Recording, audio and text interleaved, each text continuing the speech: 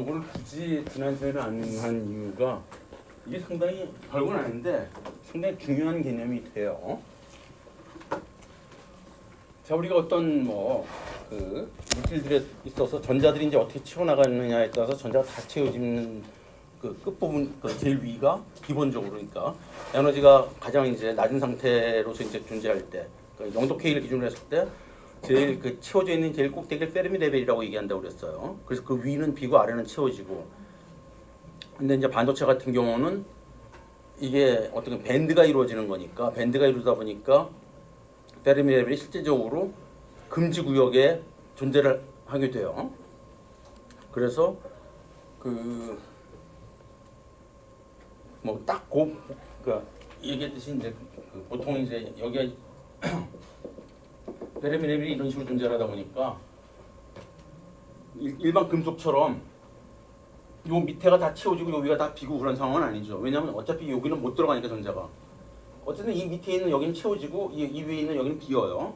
뭐 이거는 문제가 없는데, 자, 그래서 이제 N타입 물질의 경우는 EF가 뭐 여기보다, 그러니까 가운데보다 좀 위로 가고, P타입의 경우는 가운데보다 이제 아래로 내려가는데, 이 반도체 하나, 어떤 그 N타입이든 P타입이든 어떤 이런 물질 하나만 있으면은 뭐 별 문제가 없는데, 실질적으로 우리가 이렇게 전자 제품을 만들기 위해서는 전자 소자를 이용을 하잖아요. 그러니까 전자 소자는 어떻게 만들어지느냐? 이런 P형 반도체와 N형 반도체를 붙여서 사용을 해요. 근데 가장 기본적인 게 이제 P형 반도체와 N형 반도체를 딱 붙이게 되면 그게 PN 다이오드라는 게 만들어져요. 근데 거기다가 또 P를 하나 더 붙인다든가 N 하나 더 붙이면 뭐 PNP, NPN 이렇게 되는데, 우리가 그런 걸 이제 트랜지스터라고 얘기를 하게 되는 거고. 어쨌든 이런 식으로 그 다이오드든 트랜지스터든 이런 것들이 하여튼 우리가 사용하는 이제 반도체 소자들은 어떤 하나의 물질을 쓰는 게 아니라 이렇게 서로 다른 것들을 붙여서 우리가 그걸 적합이라고 얘기를 하는데, 그렇게 해서 사용을 하게 돼요. 그럼 이렇게 서로 다른 것들, 그 성질을 갖는 것들을 붙여놓으면 어떤 일이 벌어지겠느냐 하는 거예요. 그러니까 페르미 레벨이 특히 이제 어떻게 되느냐 하는 이제 그런 건데,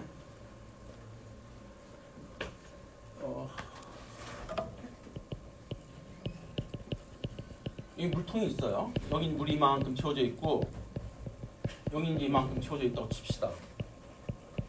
근데 이 두 개를 연결을 시켜요. 그럼 당연히 여기 있는 물이 일로 이동을 하겠죠.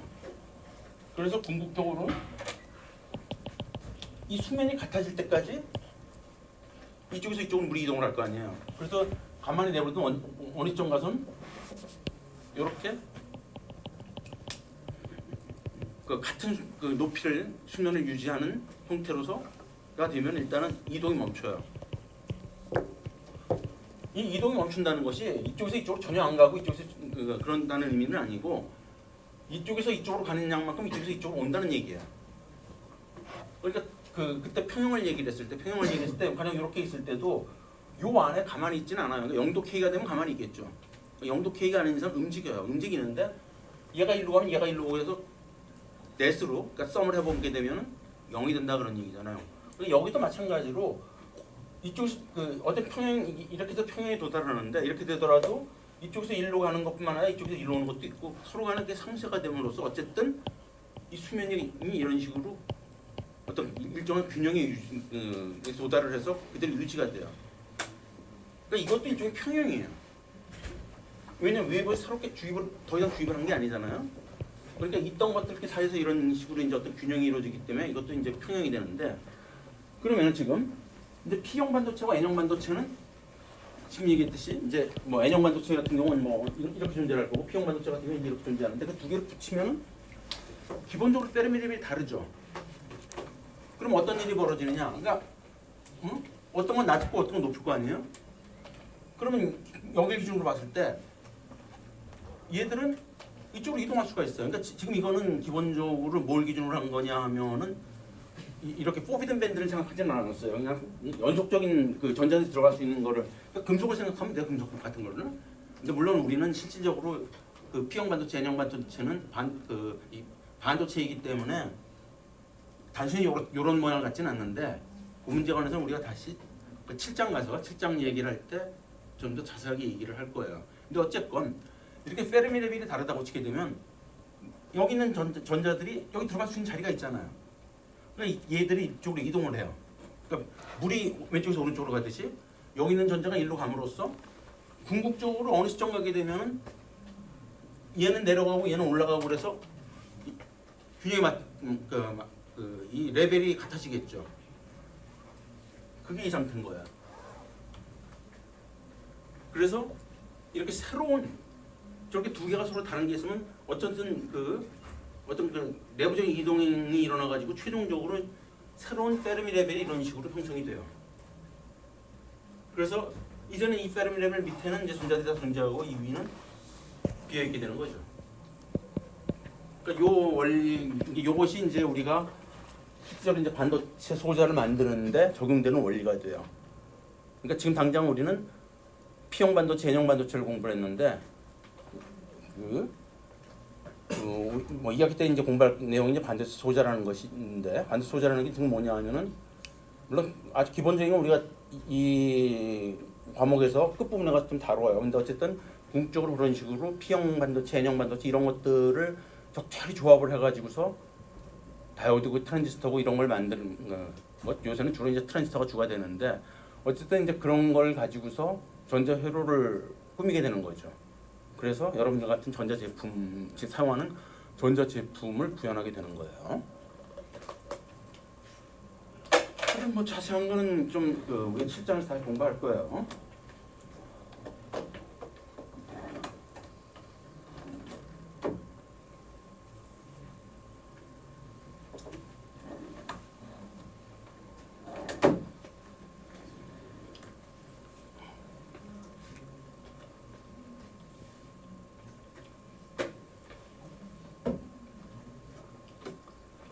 자, 우리가 4장에서 공부한 거는 반도체는 그러니까 우리가 새로운 개념은 이제 홀이라는 개념을 도입을 했죠. 어쨌든 반도체는 이제 전자뿐만 아니라 가상적이긴 하지만 플러스 전하를 띤 홀이라는 게 존재한다는 것을 공부를 했어요. 근데 결국 이렇게 전하를 띤 캐리어들이 이제 그러니까 존재한다는 걸 알았고 또 그 양이 얼마인지를 계산하는 방법에 대해서 우리가 알았죠. 그래서 이제 전자는 홀이 있고 그걸 이제 얼만큼 있는 것을 이제 파악할 수가 있는데 궁극적으로 이 전자제품들이 동작하기 위해서는 전류가 흘러야 전류가 흐름으로써 정보가 전달이 되는 거죠. 그러니까 궁극적으로 전류가 생긴다는 얘기는 이 전하를 띤 캐리어들이 흘러야 돼요. 응? 그러니까 그 전까지 알다시피 전자가 흐르는 것이 곧 전류로 나타나죠. 물론 그 경우는 전류의 흐름의 반대 방향으로 이제 전류가 나타나는 거고. 근데 우리가 추가적으로 이제 공부한 홀은 플러스 전하를 갖고 있기 때문에 홀이 흐르는 방향대로 또 전류가 생길 수가 있어요. 어쨌건 우리는 궁극적으로 전류를 알아야 돼요. 그 얘기는 무슨 얘기냐면 전자나 홀이 어떻게 이동하는지, 어떻게 움직이는지를 이해를 해야 전류를 계산할 거 아니겠어요. 그래서 5장에서 다루는 내용이 트랜스포트, 이동하는 거죠. 캐리어라는 게 전자와 홀을 얘기를 하는 거죠. 그러니까 전하를 띤 어떤 전하의 운송, 그러니까 캐리어라는 게 이제 운반하는 거잖아요. 근데 뭘 운반하냐? 전하를 운반하는 거예요. 전하를 운반하는 게 곧 전류로 나타나는 거죠. 그래서 이것들이 이동하는 방법에 대해서 그러니까 방법론에 대해서 이야기를 해봅시다. 다시 얘기해서 전류, 그러니까 전자나 홀이 형성하는 전류에 대해서 이제 알아보고자 하는 거예요. 그러니까 이 캐리어가 이제 이동하는 방법은 크게 두 가지가 있어요. 하나는 드리프트라는 거고, 다른 하나는 디퓨전. 드리프트는 아마 표동 이런 식으로 번역을 하는 것 같은데, 하여튼 그냥 이렇게 이동이 가는 거예요. 근데 이 디퓨전은 이제 확산이라는 거고, 드리프트는 왜 생기느냐 하면은 일렉트릭 필드를 가해주면 생겨나요. 그러니까 일렉트릭 필드는 전하를 띤 입자들을 이동시키죠. 그러니까 양의 전하는 일렉트릭 필드 방향대로 밀리고 음의 전하는 일렉트릭 필드의 반대 방향으로 끌리죠. 그래서 이 일렉트릭 필드 생겨 때문에 일어나는 어떤 이 캐리어들의 이동을 갖다 우리가 드리프트라는 얘기를 하는 거예요.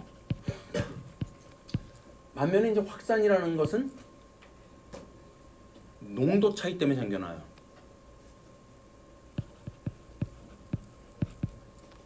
그러니까 농도가 짙은 데서 농도가 옅은 데로 이동하고자 하는 그런 이제 자연계 어떤 특성이 있어요.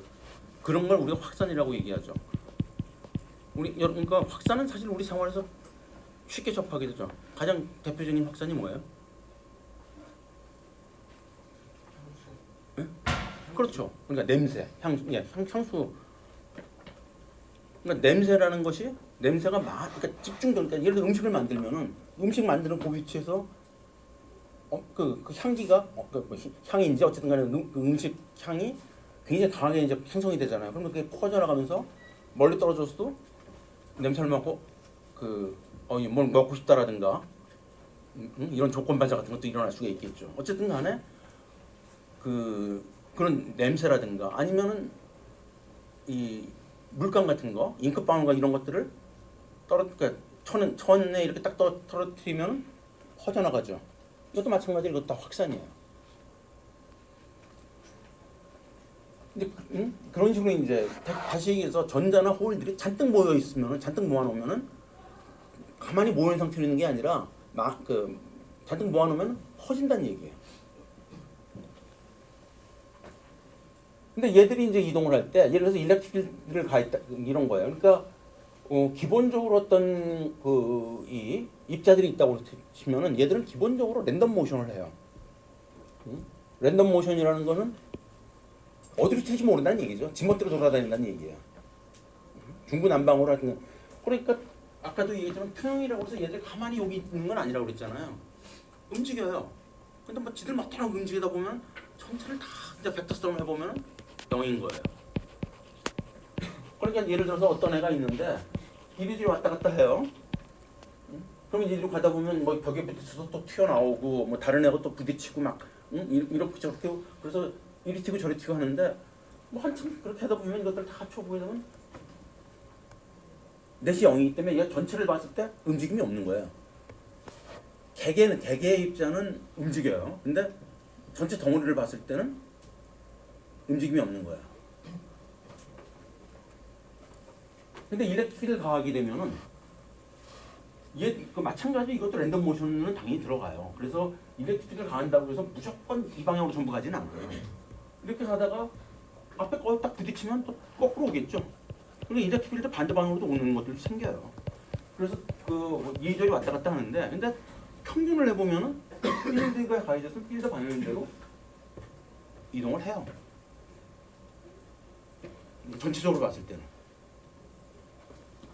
그러니까 이 개개는 이 필드의 힘을 받아서 움직이는데 랜덤 모션을 역시 하기 때문에 이리 튀고 저리 튀고 뭐 다양한 방향으로 추수가 있지만 최종적으로 보게 되면은 필드 방향대로 움직여 가요.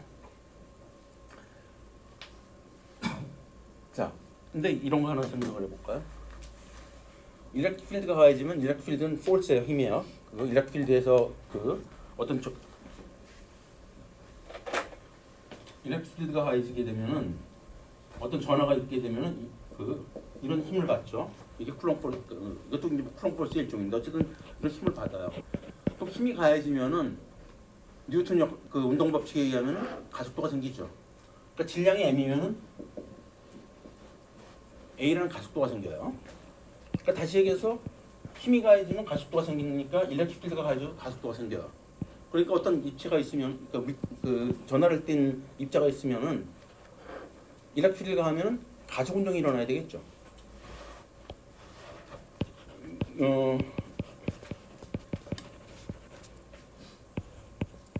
여기 저항이 있어요. 여기 이제 전압계가 달렸고.